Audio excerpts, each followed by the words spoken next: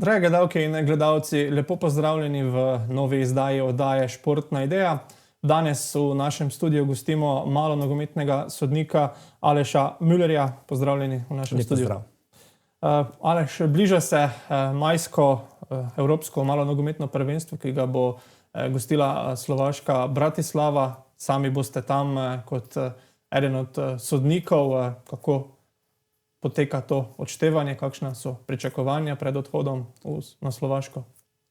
Odštevanje normalno kot na vsako prvenstvo, ker jih je že kar nekaj. Ampak najprej se je treba uvrstiti na to prvenstvo, ne? Kar je zelo dolgi proces. Moramo znati, da je tu kar nekaj sodnikov, oziroma, če bom natančen, jih je bilo v predizboru kar 80 sodnikov, kjer smo dali skozi od fizičnih do psihičnih priprav, fizopsihičnih priprav.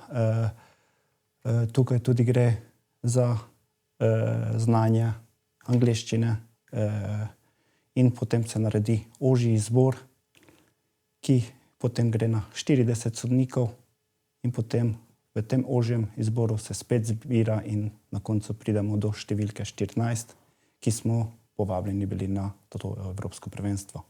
Potem je v bistvu nabor še nekako bolj zožen, kot pa zdaj recimo za svetovno prvenstvo v nogometu, kjer je ta številka precej večja. Verjetno še večja čast, ko prijete med tako ozek nabor sodnikov. Tako, mislim, ker tukaj je zelo dosti sodnikov, moramo vedeti, da vsaka država ima svojega sodnika, da vsaka država hoče svojega sodnika na prvenstvo, ampak seveda to žal ni mogoče, ker je, na primer, kot sedaj za evropsko prvenstvo, tukaj le 14 sodnikov in še toliko večja čast je, da prideš skozi to sito, ne. 2 leti nazaj mislim, da ste sodili tudi na svetovnem prvenstvu v Azerbajdžanu. Kaj pomeni morda novo imenovanje, novo povabilo na to veliko tekmovanje? Če vas popravim, je to bilo lansko leto, ne? Novo tekmovanje je samo dokaz dobrega dela in pa, da je to prava pot. Seveda, ne moremo stati na tej točki, ampak delati, se izobraževati in seveda naprej delati, ne. Je pa to verjetno tudi nekakšna motivacija, da vztrajate, delate naprej, se razvijate. Tako, ne. Vsako novo prvenstvo je neki nov izziv. Vsako prvenstvo te žene in vsako prvenstvo ti nekaj prinaša, normalno. In to je neki moto, ki te žene, ne.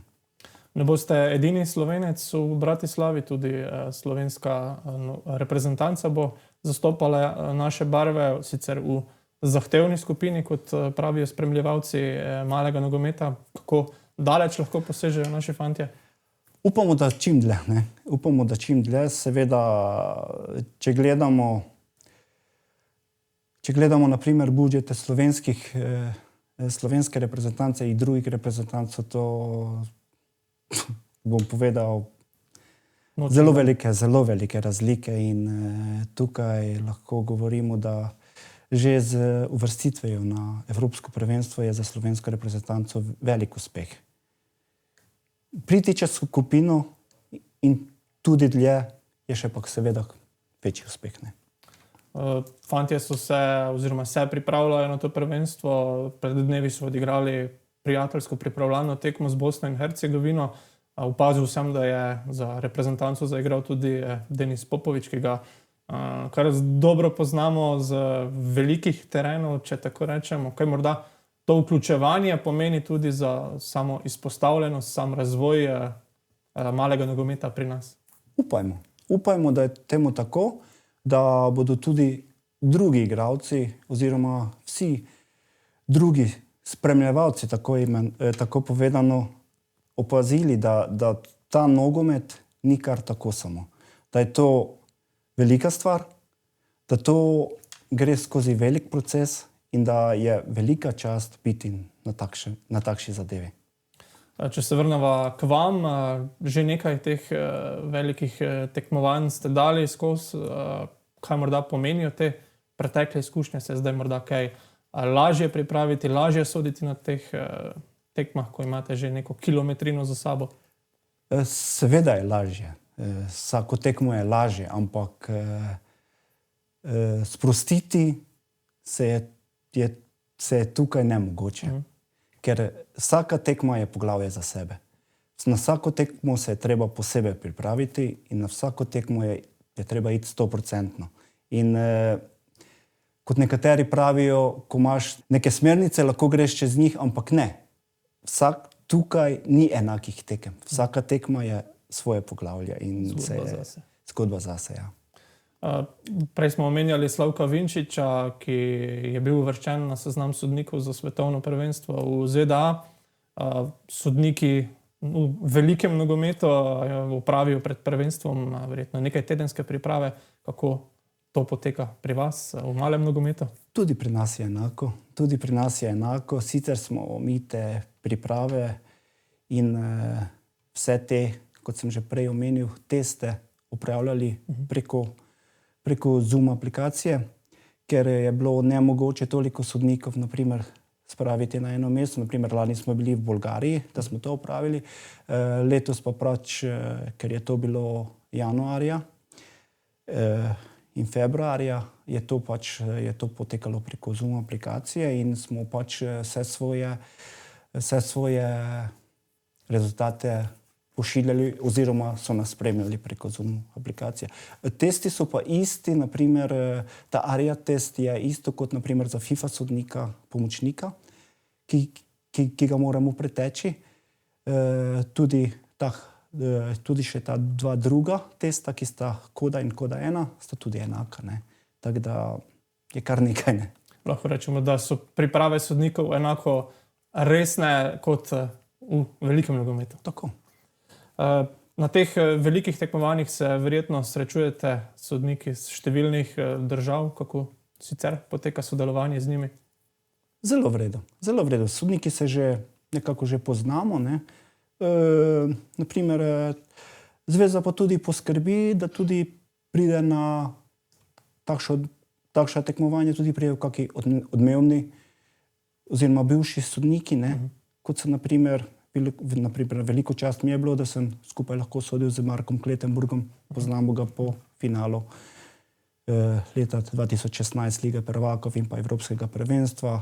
Tukaj je bil tudi Bobby Medley, znani sodnik z Premier lige, tukaj tudi Howard Webb iz Anglije, tako da veliko teh sodnikov se nam zbere na teh tekmovanjih kot svetovalci ali celo kot sodniki. In ko sodiš s takimi sodniki, mislim, da je to velika čast. To je tudi neka šola, verjetno. Zelo. Izkušnja. Zelo velika šola in izkušnja. Kot večina nogometnih sodnikov ste tudi sami se z nogometom srečali kot nogometaš. V mlajših letih ste bili tudi član soboške Mure. Kako ste morda potem presedlali v sodniške vode? Zelo zanimiva zgodba. Naprimer, kot vsak igralec, vedno ima nekaj proti sodniku in to vemo, sem bil tudi jaz tako nastrojen. In nikoli nisem razumel teh pravil, kako se je pa zdaj to on odločil, zakaj faul, zakaj ne za mene, zakaj za njega. In si vedno nekako bil, pa zakaj sem zdaj jaz oškodovan in tako. In potem z leti, ko sem jaz prenehal z aktivnim nogometom, sem si nekako želel ostati v nogometu. In na kakšen način ostati v nogometu? Najprej je bila želja, da bi postal trener, nekaj takšega. In ja, bil sem nekaj časa, ampak ko si izven črte, ni to. Nekako nisi del tega. In sem želel nekako vstopiti v to igro in sem se odločil pač za to sodniško pot. Najprej seveda kot sodnik velikega nogometa in potem kasneje sem se... V mali nogomet. Tako. Kaj vas je morda privabilo v mali nogomet?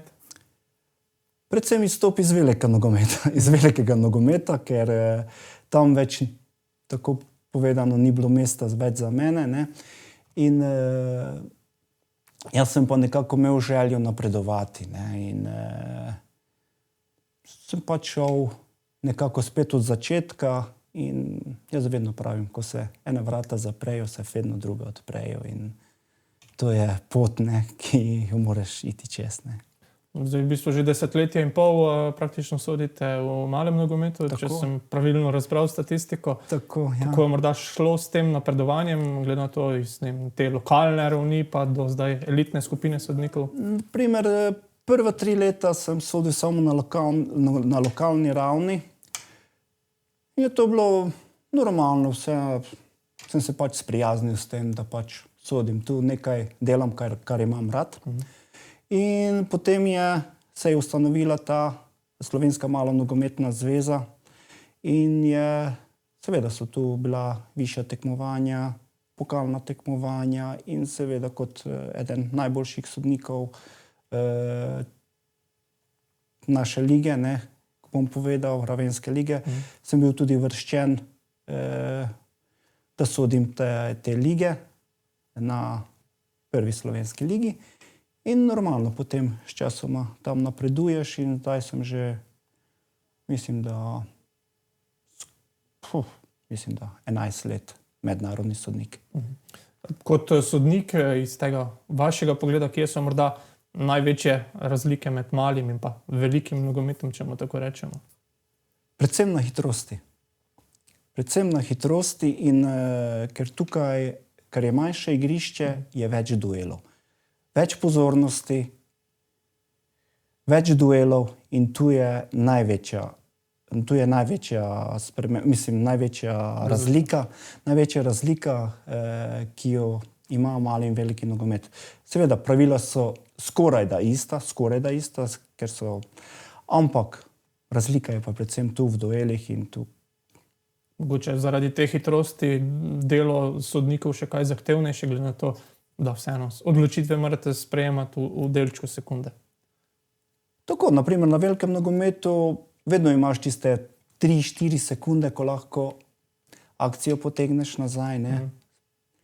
Tukaj pa res mora biti izrazita prednost oziroma moraš biti izrazito prepričan, da bo šlo to naprej, da pustiš temu, da je tako, ne. Mogoče na teh največjih tekmovanjih, koliko odločitev sprejmete na eni tekmi? Kar veliko, ne, kar veliko. Sicer se na večjih tekmovanjih piska dosti manj, ker pustimo pač prag favla je malo višji in seveda, ker so tu že malo igralci, ki hočejo igrati, ki želijo duel igro, ki se nekako ne želimo vpletati v to. Na lokalni ravni je tega malo več. Zdaj, koliko prekrškov je na eni tekmi, je odvisno od same tekme. Kot sem prej govorila, tekma do tekme se razlikuje, ne, in tu ne moreva trditi, koliko bi točno bilo. Zdaj bi mogla iti res v neko povprečje, da bi to šlo skozi, ne. Verjetno v neko pomoč na teh največjih tekmovanjih je tudi videosodnik. Tako, to je velika pomoč in bom povedal tako, ne, ko je tekma teh velikih tekmovanjih, je na primer videosodniku in pa tretjemu sodniku, ki je ob črti, ne, temu dvema je najtežje. Ker morata v delčku sekunde vse videti, ne. Mi, ko smo, na primer, nekomu, ko je na igrišču, je dosti lažje. On lahko sprejme odločitev, pa ga lahko popravijo. Oziroma ne sprejme, pa mu pomagajo. Ne? On pa mora biti natančen. Ne? Bi morda potem rekli, da je prav ta vloga videosodnika najtežja, oziroma katera tekma se vam je vtisnila v spomin doslej kot najtežja v karieri? Kot najtežja v karieri trenutno je ta tekma prav iz lanskega leta v Baku za 3. mesto, ko sem sodil na svetovnem prvenstvu, je bila tekma Črne Gore in Srbije. Znamo sami, kaj je prinesla ta tekma. Sva sodila z Angležem in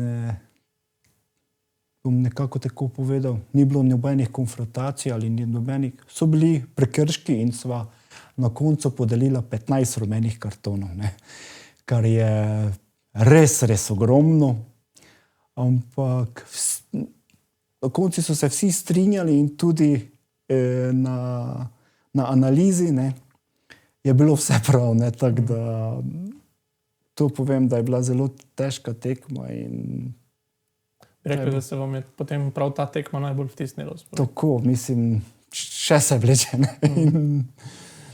Kaj vas sicer najbolj veseli pri sodniškem delu? Predvsem to, da delam, kaj imam rad. To je največje veselje, da delaš to, kar imaš rad in kar znaš. In to se najbolj potem ujema, da delaš tisto, kaj znaš in tisto, kar te najbolj veseli. Delo z igralcami je zelo težko. Nekako moraš obvladati celo ekipo, ne samo posameznik. Tako. Biti sodnik je prva stvar, potem pa biti tudi psiholog.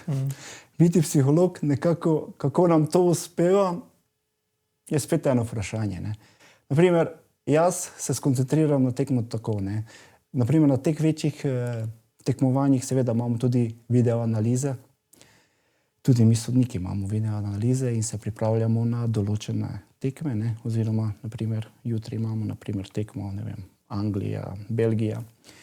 Ampak seveda imamo video analizo, kar dela ta ekipa, kaj dela druga ekipa, kako imajo naštudirane akcije, kje so te akcije, kje delajo bloke oziroma naredijo prekrške, da se lahko izmuznejo, da lahko pridobijo tiste pol korak ali korak prednosti in to nam seveda naši analitičari tudi pokažejo oziroma smo že toliko izkušeni, da vemo, ne, kaj določen igralec že dela in potem, naprimer, ko gremo skozi ta tunel, kjer se igralci srečajo, ko preverjamo vso opremo, nekako probamo stopiti v glavo igralcev in potem nekako s prvim piskom se odločimo, na kakšen prag bomo sodili, kakšen prag favla bomo dovolili in potem to probamo držati celo tekmo, ne. Verjetno je treba vzpostaviti določeno mero avtoritete. Tako. Seveda, to že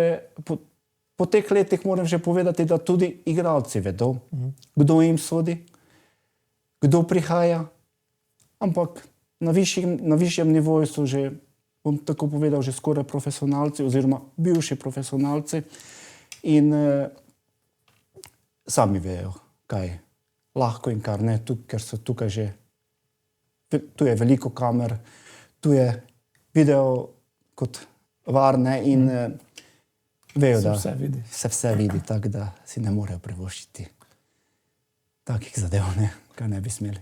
Kaj bi morda ob koncu pogovora sporočili vsem mladim, ki se morda odločajo, da bi šli po tej sodniški poti tako v malem kot v velikem nogometu? Predvsem vztrajati. To je predvsem vztrajati. Če imajo to radi, morajo vztrajati. Ker tisto, kar imaš rad, v tiste moraš vztrajati. In najboljša pot je se samo učiti, izobraževati. In če bodo to dosegli, mislim, da ni nobene panike, da ne bi uspeli. Hvala za vaše odgovore in pa srečno na prihajajočem evropskem prvenstvu. Hvala lepa. Tako, drage gledalke in gledalci, to je bilo vse za današnjo izdajo oddaje Športna ideja. V našo pozornost pa vas znova vabimo naslednji petek.